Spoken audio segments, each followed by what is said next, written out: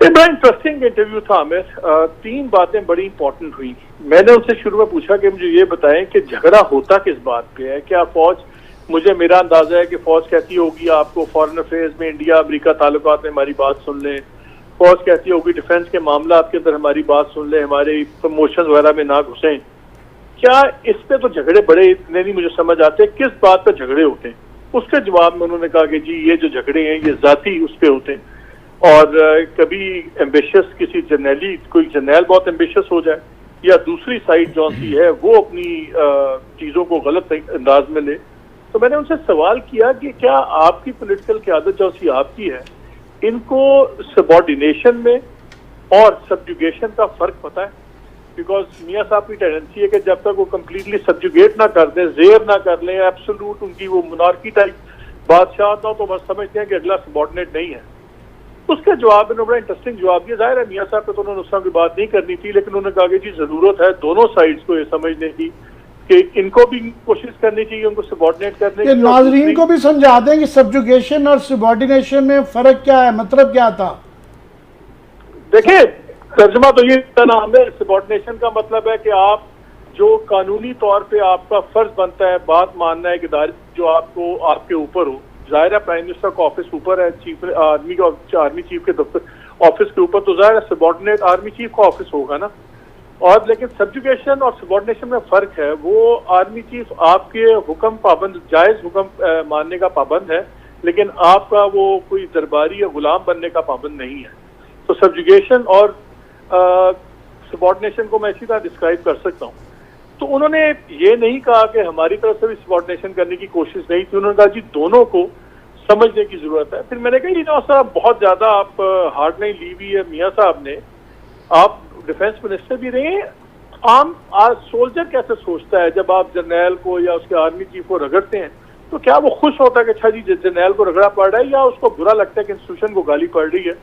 उसका बड़ा इंटरेस्टिंग और it was a very nice answer, जिसमें उसने कहा कि जी देखें ये बातें करते हुए ऐसी हमें हालात के पैराए में देखना बहुत जरूरी है कि किन हालात में आप बात कर रहे हैं, और जब आप किसी इंस्टीट्यूशन के सरबराह को भी बात करते हैं तो वो इंस्टीट्यूशन से अलहदा नहीं होता।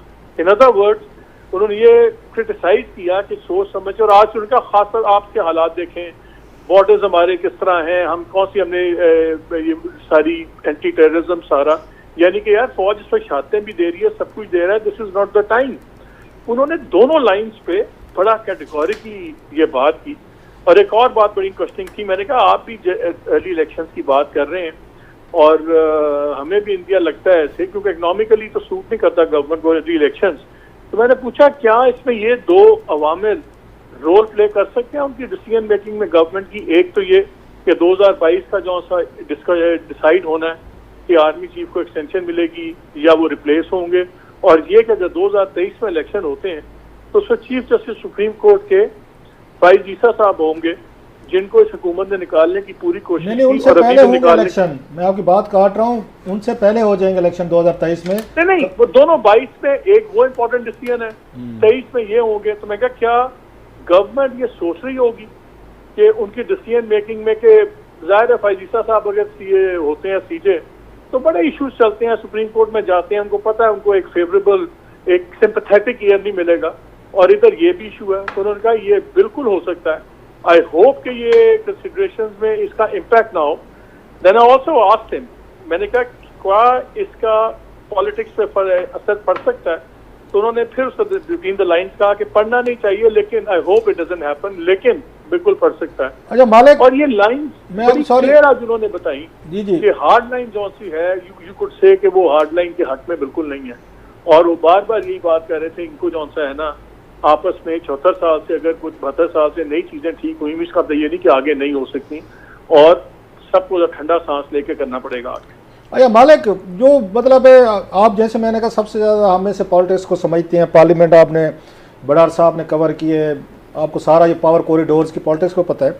अब जो आपकी गुफ्तगू से लग रहा है जो बड़े बड़े इनके हैवी वेट्स हैं, मतलब उसमें शायद खकान अब्बासी साहब हैं, उसके बाद हमने देखा राना सनाउल्लाह साहब हो गए, उसके बाद ख्वाजा आसिफ साहब हो गए, और इस तरह के ज़्यादा लोग जो हैं वो उस पर सॉफ्ट अप्रोच पे चले गए हैं। उसमें शहबाज शरीफ साहब हैं, हमजा हैं, कंपनी, ये ग्रुप पूरा जो है अपने आप को डिस्टेंस कर रहा है, मुफाहमत वाली बात करना शुरू हो गया है। और दूसरी साइड पे मरियम साहबा और उसमें मियां नवाज शरीफ साहब हैं और उनके साथ जवेद लतीफ़ साहब हैं।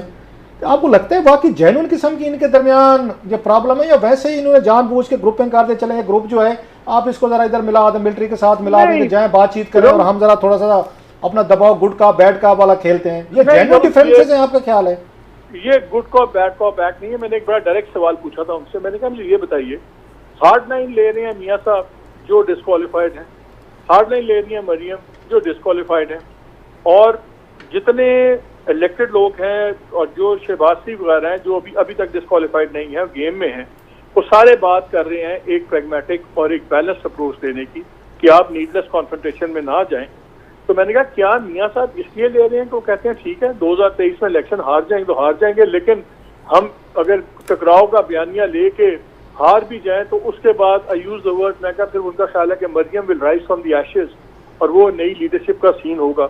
ऑब्वियसली उन्होंने उसको डाउन प्ले किया, लेकिन जो आपने पहले बात की है, जब प्राइवेटली आपको जितने एमएनएज एमपीएस मिलते हैं, सेनेटर्स मिलते हैं, जो, और मैं उनमें से उन लोगों की बात कर रहा हूँ जो काफी क्लोज भी हैं, जो लॉयलिस्ट, सही लॉयलिस्ट भी माने जाते हैं मियां साहब के, प्राइवेटली वो सारे कहते हैं, वो कहते हैं जी परसेप्शन अगर ये बन गया कि हम फौज के खिलाफ हैं और हम टकरा रहे हैं, एक तो हमारे अच्छे कई कैंडिडेट ज़ाया हो जाएंगे कि वो इंडिपेंडेंट इलेक्शन लड़ लेंगे लेकिन वो हमारे टिकट पे उतना नहीं आएंगे, और लोग भी अगर परसेप्शन बन गया कि जी ये फौज के खिलाफ हैं तो फिर ये परसेप्शन होगा कि जी ये पार्टी तो जीतेगी नहीं, और लोग फिर जीतने वाले को वोट देते हैं। और ये इनके जो मेन लीडर्स हैं, सीनियर लीडर्स हैं और जो इलेक्टेड लोग हैं, वो कहते हैं पहले ही हमें 3-4 साल हो गए हैं ऑपोजिशन में, हमने अगर इलेक्शन हार दिया तो फिर आप बात कर रहे हैं 9 साल की ऑपोजिशन, 5 साल अगले और 3-4 साल 4 साल ये 5 साल ये, तो कहते हैं फिर तो पार्टी तबाह हो जाएगी।